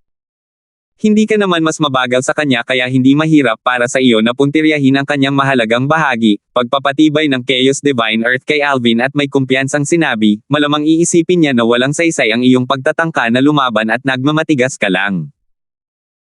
Higit sa lahat, malamang na iniisip niya na hindi na kailangang umiwas sa iyong atake. Kapag napagtanto niya kung gaano kalaki ang iyong atake, huli na para sa kanya na gumanti. Ito ay isang laban hanggang kamatayan. Kahit na mapatay natin siya, magdurusa ka pa rin ng malubhang pinsala kahit na mayroon kang mga depensa mula sa Chaos Divine Earth. Sigaw ng Chaos Divine Flame sa sandaling ito, pagkatapos siyang mapatay, tipunin mo ang anumang lakas na natitira sa iyo at ipadala ito sa iyong purong depensibong celestial weapon upang ipagtanggol ang iyong sarili laban sa kanyang atake. Nang marinig ang mga salita ng 3 sa 5 banal na elemento, si Alvin, na medyo nabigla at nataranta, ay kumalma na parang dagat na muling kumalma pagkatapos ng isang bagyo. Hindi nagtagal ay kumalma rin siya dahil sa kanyang maraming karanasan at malapit ng mamatay. Alam niya ang kahalagahan ng pagpapanatili ng kahinahunan sa mga sitwasyong tulad nito. Ang mga nawawalan ng kahinahunan ay malamang na mapahamak. Swoosh! Samantala, pinagmasdan ng mamamatay tao sa gitna ng nagngangalit na buhawi habang ito ay humahampas patungo sa nagliliyab na figure na nagtatangkang tumakas mula rito. Gayunpaman, bigla na lamang huminto ang nagliliyab na figure. Sa isang kisap mata, ang nagliliyab na figure ay nagpalit ng direksyon at sumugod patungo sa buhawi. Swoosh! Swoosh! Swoosh! Lumitaw ang mga alon ng init habang sumugod si Alvin patungo sa mamamatay tao na nasa buhawi. Ang apoy sa kanyang katawan ay bumangga sa nagngangalit na buhawi. Ngumisi ang mamamatay tao. Walang saysay ang iyong paglaban. Hindi niya masyadong inisip ito. Sa kanyang palagay, isa lamang itong desperadong pakikibaka bago mamatay si Alvin. Malamang ay gusto ni Alvin na lumaban bago pa manhamina ang kanyang lakas. Naisip niyang naiintindihan niya ng mabuti ang mga kakayahan ni Alvin, kaya naman hindi siya natatakot. Bagamat ang kasalukuyang lakas ni Alvin ay ng isang 10 direksyon na mga hari ng langit, 3 lalim lamang ang naunawaan ni Alvin mula sa batas ng apoy, kabilang ang fundamental na kalaliman ng batas ng apoy, ang Fire Elemental Profundity. Bukod dito, sa pinakamarami, si Alvin ay nagtataglay ng isang purong offensiba at purong depensibong king-grade celestial weapon na inalagaan ng mga celestial lord. Bumuhos. Patuloy na humahampas ang buhawi ng walang hadlang. Nabunot ang mga bulaklak at puno, bahagi ng pinsalang iniwan ng buhawi. Kahit ang isang puno na napakalapad na nangangailangan ng 5 hanggang 6 na matatanda upang lubos na makabuo ng bilog sa paligid nito ay madaling nabunot. Patuloy na umikot ang buhawi, na naging sanhi ng pagbagsak ng mga bato mula sa pader ng kanyan. Nakikita ko na siya ngayon sa buhawi. Konting lapit lang, at matutunton ko na ang mga mahahalagang bahagi niya. Nang sa wakas ay bumangga si Alvin sa buhawi, nakaramdam siya ng napakalakas na presyon na para bang hinihimatay siya. Kasabay nito, ang Chaos Divine Earth ay sumulpot mula sa katawan ni Alvin at sumanib sa mga apoy sa kanyang katawan, na nagpagan sa presyon sa kanya. Boom! Ang banggaan ng apoy at buhawi ay nagdulot ng isang malakas na pagsabog. Ang shockwave mula sa banggaan ay kumalat sa lahat ng direksyon, na naging sanhi ng pagyanig ng kanyan. Samantala, may pagyanig dyan. Si Lucas, ang pinuno ng sekta ng Simplicity Celestial Sect, at ang mga matataas na opisyal mula sa sekta ay hinahanap pa rin si Alvin sa silangang bahagi ng kanyan nang makaramdam sila ng bahagyang kaguluhan. Bagamat mahina ang pagyanig, base sa distansya, nahalata ni Lucas na mayroong matinding labanang nagaganap. Ayan na. Dapat naroon na. Gumalaw si Lucas sa bilis ng liwanag patungo sa direksyon ng kanyan. Tiis lang, Alvin. Paparating na ako. Nandoon na. Kasabay nito, ang pangalawang kapatid ni Lucas, ang binata na nakaberde, ay bumalik sa kanyang ayong celestial beast at sumugod din patungo sa kanyan. Sa sandaling ito, napansin na ng marami sa mga matataas na opisyal mula sa Simplicity Celestial Sect ang bahagyang kaguluhan. Isa-isa silang nagtungo sa kanyan. Parang may kaguluhan sa direksyong iyan. Tayo'y pumunta at tumingin-tingin. Medyo malayo ito, pero ramdam natin ang mga pagyanig mula rito kahit mahina lang. Ibig sabihin, napakatindi ng laban. Dapat si Alvin at ang mamamatay tao mula sa Blood Skull Gang. 3,065. Sa tiwangwang na kanyan, nagngangalit ang apoy at hangin. Tila dumating na ang katapusan ng mundo. Nakuha ko na. Bulalas ni Alvin habang hawak ang 7 butas ng mahusay na espada habang nilalamon ng apoy. Pagkatapos, isang sinag ng espada ang lumabas, pinuputol ang sinulid na seda sa buhawi. Ang sinag ng espada ay nagpatuloy sa kanyang tinatahak, walang hadlang sa mga talim ng hangin sa buhawi, habang patungo ito sa glebela ng mamamatay tao na nakatayo sa mga mata ng buhawi. Medyo malakas siya para makalapit ng ganito sa akin. Medyo nagulat ang mamamatay tao mula sa Blood Skull Gang nang makita niyang sumusulong si Alvin sa kabila ng kanyang punit na lilang roba at ang kanyang katawan ay puno ng mga sugat mula sa mga talim ng hangin sa buhawi. Bueno, hindi mahalaga. Matatapos na ito ngayon. Ngumiti ng malupit ang mamamatay tao. Pagkatapos, ibinuko niya ang kanyang mga braso bago niya muling pinagdikit ang mga ito.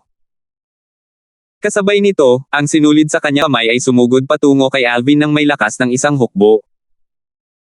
Sa sandaling umalis ang sinulid sa kanyang kamay, ang mga talim ng hangin ay sumunod sa kanyang pangunguna at sumugod din patungo kay Alvin. Walang ekspresyon ang mamamatay tao nang ilabas niya ang kanyang nakamamatay na suntok. Malinaw na may kumpiyansa siya.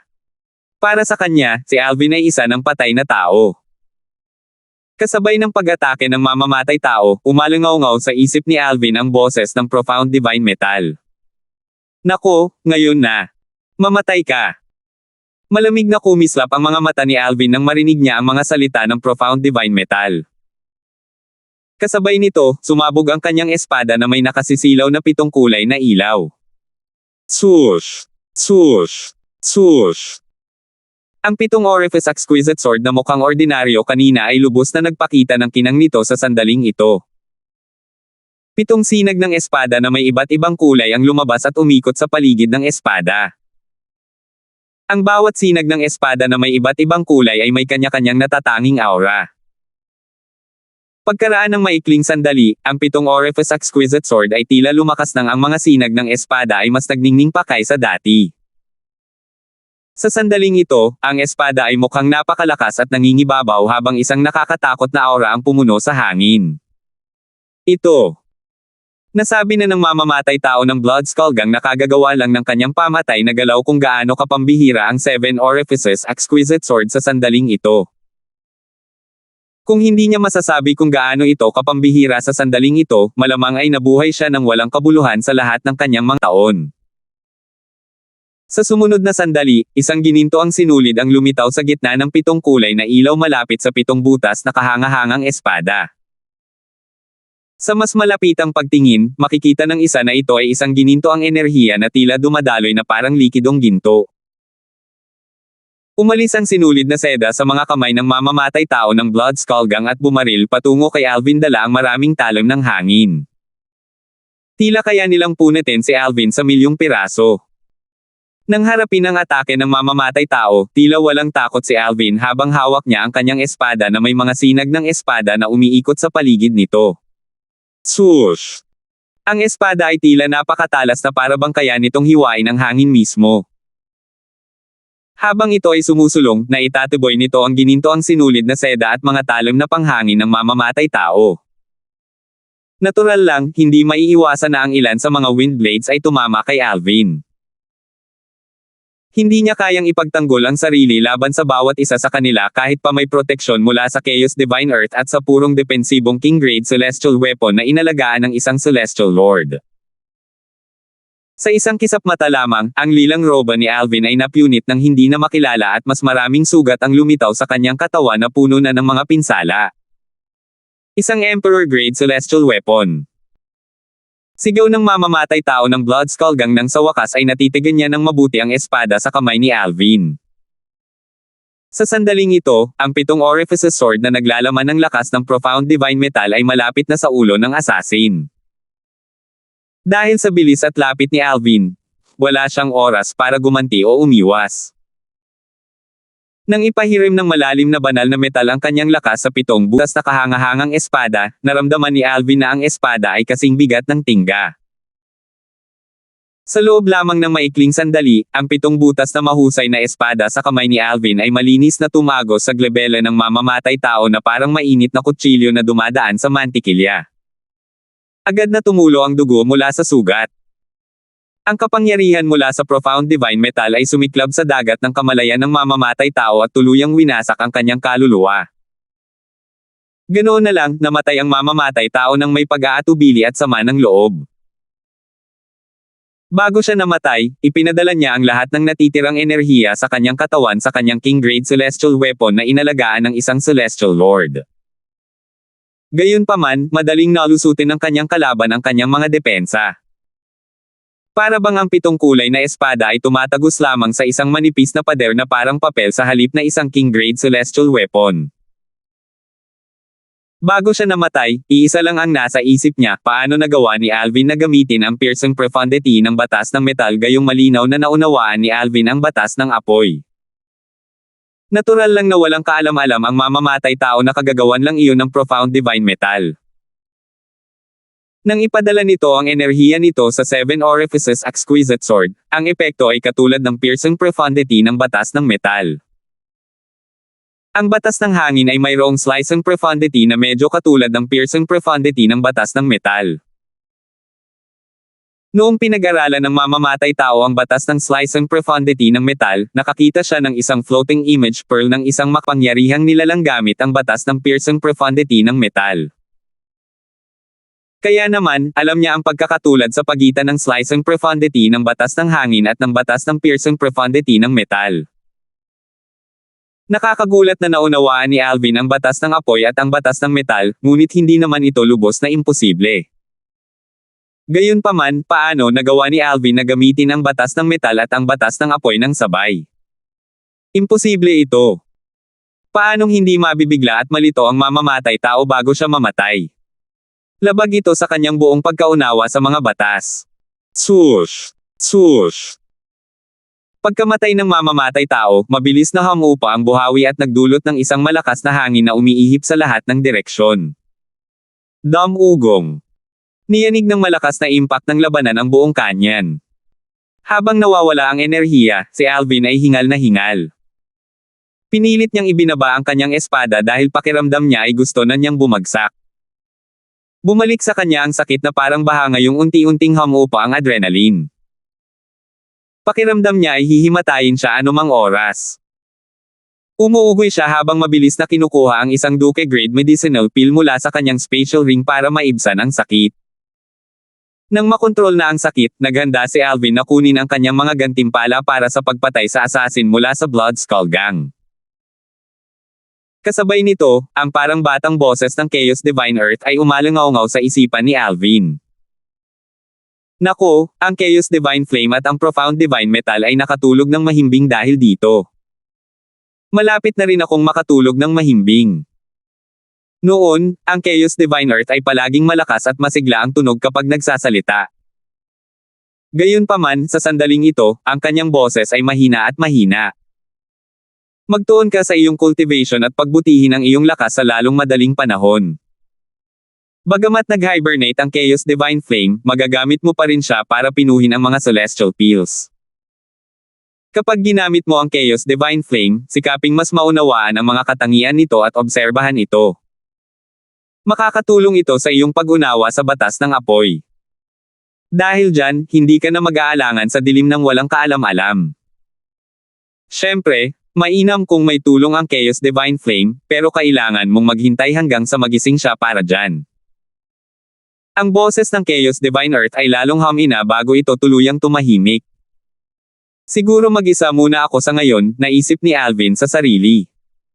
Alvin. Isang nag-aalalang boses ang umalangaw mula sa paligid ng lambak nang kukunin na ni Alvin ang kanyang pabuya mula sa pagpatay sa assassin mula sa Blood Skull Gang. Leader ng sekta. Nagulat si Alvin dito. Nang makabawi siya ng katinoan at sa wakas ay nakilala ang may-ari ng boses, nakita niya ang isang payat na lalaking nasa katanghaliang gulang na nakasuot ng mahabang roba. Ang lalaking nasa katanghaliang gulang ay walang iba kundi si Lucas, ang pinuno ng sekta ng Simplicity Celestial Sect. Alvin, malubha ang iyong pinsala. Bahagyang nagbago ang ekspresyon ni Lucas nang makita niya ang mga pinsalang natamo ni Alvin. Pagkatapos, nagtanong siya, nasaan ang mamamatay tao ng Blood Skull Gang? Ayan. Tiningnan ni Alvin ang lugar kung saan dumapo ang mamamatay tao ng Blood Skull Gang at naging isang malapulbos na gulo ng laman at dugo. Kasabay nito, kinagat niya ang kanyang sakit at lumipad patungo sa bangkay na wala ng iba kundi putik na lamang ngayon. Sandali na natigilan si Lucas at nawala ng malay nang makita niya ang tanawin. Iyon. Iyan ang mamamatay tao ng Blood Skull Gang. Pipinatay ba siya ni Alvin? Nang makabawi si Lucas sa kanyang katinoan, naitago na ni Alvin ang spatial ring at mga depensibong celestial weapons ng assassin. Hindi pa ako nakakita ng ganitong sandata. Bagamat isa lamang itong king-grade celestial weapon, maaari itong maging lubhang nakakatakot kung gagamitin ng isang taong nakakaintindi ng batas ng metal at ng batas ng hangin, bulong ni Alvin sa sarili habang tinitingnan ang sinulid na seda na nakuha niya mula sa pagpatay sa mamamatay tao. Kanina, nakita niya kung gaano kalaki ang nakamamatay na sinulid na seda. Para bang kaya nitong putulin ang puwang? Swoosh! Sa sandaling ito, sa wakas ay nakarating na si Lucas sa tabi ni Alvin. Tiningnan niya si Alvin at mausisa na nagtanong, Alvin, ano ang cultivation base ng assassin? Isa siyang 6 combo Celestial King, walang tonong sagot ni Alvin. 3,066. Isang 6 na combo na Celestial King. Biglang nagbago ang ekspresyon ng mukha ni Lucas nang marinig ang sagot ni Alvin. Ang isang assassin ng 6 combo Celestial King mula sa Blood Skull Gang ay hindi katulad ng mga ordinaryong 6 combo Celestial Kings. Ang bilang ng mga lalim na kanilang naunawaan ay mas mataas kaysa sa karamihan ng 6 combo Celestial King sa mga teritoryo ng Profound Nether Mansion. Ang assassin ay isang 6 combo Celestial King. Sa sandaling ito, isa pang boses ang umalangaw mula sa paligid ng lambak. Kasunod nito, isang malaking figure ay na halos natatakpan ng kalangitan ang lumitaw. Nakakita si Alvin ng isang berdeng lumilipad na halimaw na kamukha ng isang goshawk. Sa isang iglap, ang berdeng lumilipad na halimaw ay naging isang binata na nakasuot ng berdeng roba. Hindi nagtagal at dumating ang binata na nakaberde sa tabi ni na Alvin at Lucas. Alvin. Ito ang pangalawang kapatid ko, si Harith. Ipinakilala ni Lucas ang binata na nakaberde kay Alvin sa sandaling dumating ang binata na nakaberde. Bagamat sinusundan ni Harith si Alvin pagkaalis ni Alvin sa lupain ng Simplicity Celestial Sect, hindi pa nakakaharap ni Alvin si Harith ng harapan bago ito. Ito ang kanilang unang pagkikita. Kahit na walang pagpapakilala ni Lucas, mahulaan pa rin sana ni Alvin kung sino ang lalaking nakaberde. Yumuko siya at nagpasalamat kay Harith. Salamat sa iyong pag-iingat habang nasa daan, Senior Harith. Hindi ko inaasahan na aakayin kanya papunta sa isang minsanang transportation formation. Naging pabaya ako. Mabuti na lang at maayos ka. Kung hindi ko maipapaliwanag ang sarili ko sa kapatid ko, walang tonong sabi ni Harith sa kabila ng kanyang mga sinabi. Natural lamang iyon dahil hindi niya pamilyar kay Alvin. Pinrotektahan lamang niya si Alvin dahil sa direktiba ng kanyang kapatid. Kung hindi, wala siyang pakialam sa buhay o kamatayan ni Alvin. Natural lang na alam din ito ni Alvin. Kaya naman, hindi na niya pinansin si Harith matapos niyang pasalamatan si Harith.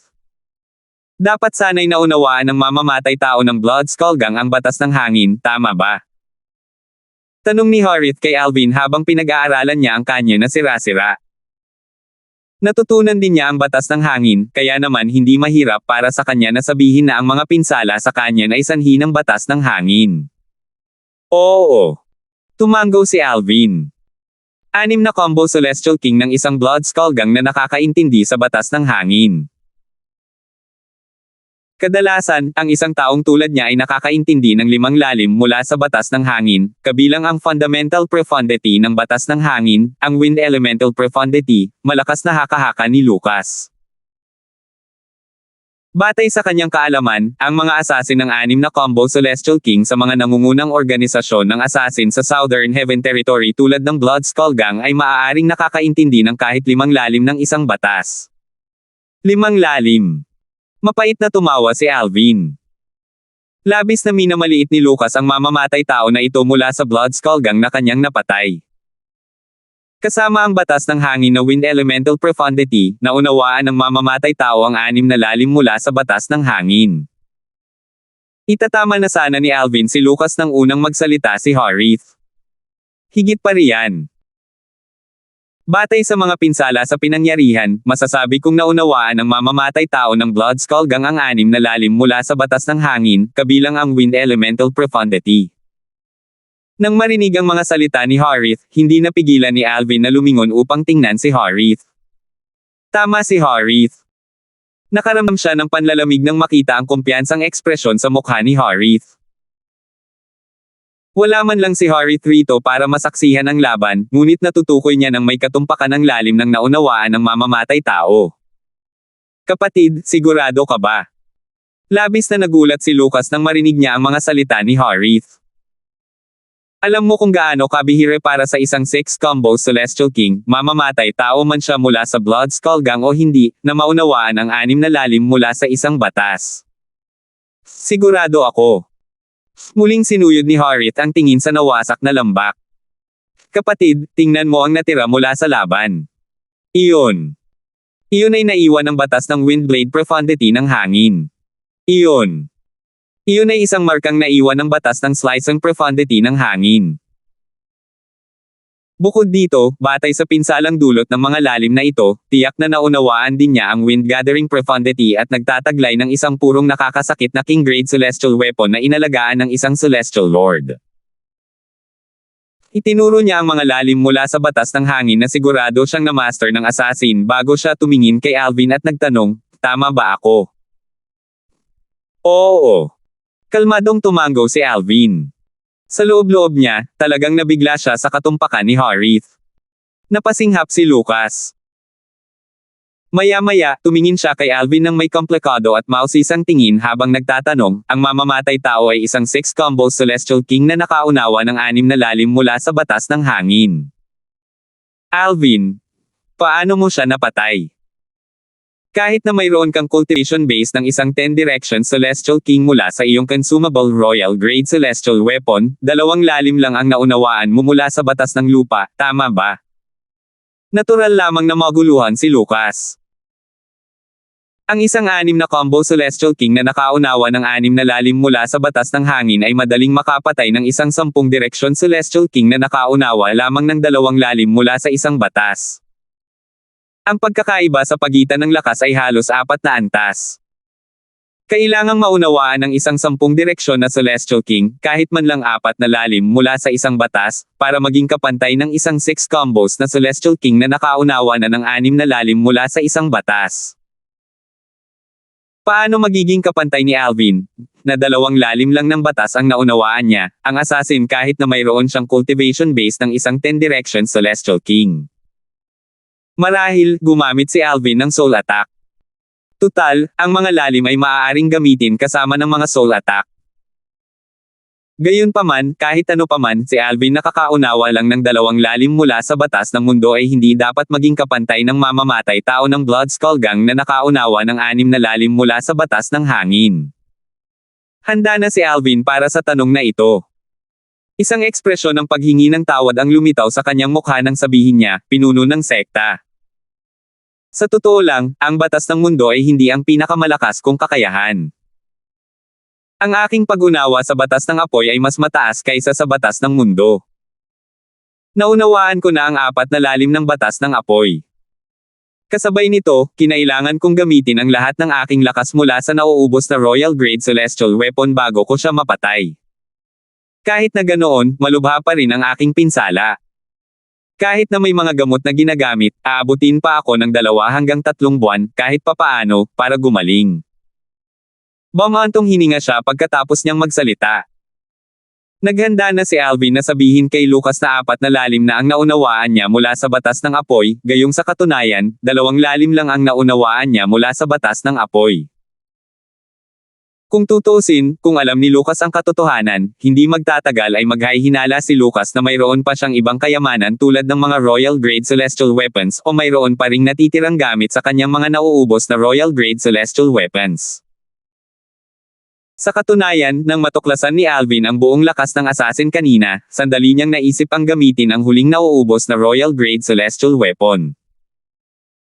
Sa panahong iyon, sa maikling panahon, ang kanyang lakas ay hihigit pa sa lakas ng isang ordinaryong Celestial Lord. Dahil dito, hindi magiging mahirap para sa kanya na makatakas ng walang pinsala mula sa assassin kahit na hindi niya mapatay ang assassin. Gayunpaman, sa huli, binaliwala niya ang ideyang iyon. Natulala si Lucas nang marinig niya ang paliwanag ni Alvin. Matagal bago siya nakabawi. Samantala, tiningnan ni Harith si Alvin na parang inaasahan na niya ang paliwanag. Pinagmamasdan niya ang paligid. Wala siyang nakitang anumang bakas mula sa batas ng lupa, kundi ang batas ng apoy. Noong panahong iyon, pinaghihinalaan na niya na mas mahusay si Alvin sa batas ng apoy kaysa sa batas ng lupa. Dahil dito, naging makatuwiran na ngayon kung bakit hindi pinili ni Alvin ang King Grade Celestial Methods at Divine Abilities na naglalaman ng batas ng lupa at pinili ang King Grade Celestial Methods at Divine Abilities na naglalaman ng batas ng apoy noong siya ay nasa pinakamataas na palapag ng panloob na aklatan ng sekta.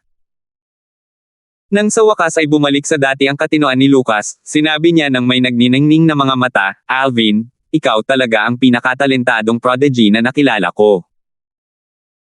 Hindi lang sa buong kasaysayan ng mga teritoryo ng Profound Nether Mansion, kundi wala pa akong narinig na sinuman sa Southern Heaven Territory na may pinakamataas na antas ng overarching Heavenly Supreme Celestial at nakaunawa na ng 4 na lalim bago pa man umabot sa edad na 100.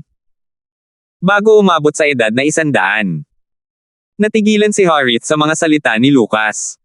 Alam niyang pinahahalagahan ng kanyang kapatid si Alvin. Kung hindi sana siya hihilingin ng kanyang kapatid na sunduin ang alipin ni Alvin mula sa teritoryo ng libong bansa o protektahan si Alvin. Gayunpaman, hindi niya alam na si Alvin ay wala pang ang 100 taong gulang. Bahagyang tumango si Harith habang iniisip ang sarili, tama. Kung hindi naman siya ganoon kagaling, bakit naman siya ganoon kataas ang tingin ng kapatid ko sa kanya? Walang silbi. Hindi ko pa rin kayang protektahan ang mga taong mahalaga sa akin.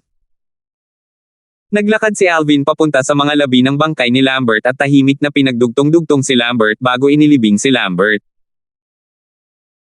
Namumula ang kanyang mga mata, at namuo ang panghihinayang sa kanyang puso habang iniisip niya, kung iginiit ko na manatili si Lambert sa supporting Fall Nation, hindi sana ito nangyari. Samantala, may isang tao sa sangay ng Blood Skull Gang sa labas ng teritoryo ng Profound Nether Mansion ang nakapansin na nabasag ang Soul Pearl ng isa sa kanilang 6 combo Celestial King Assassin. Salamat po at sinamahan ninyo ako, ingat lagi mga master.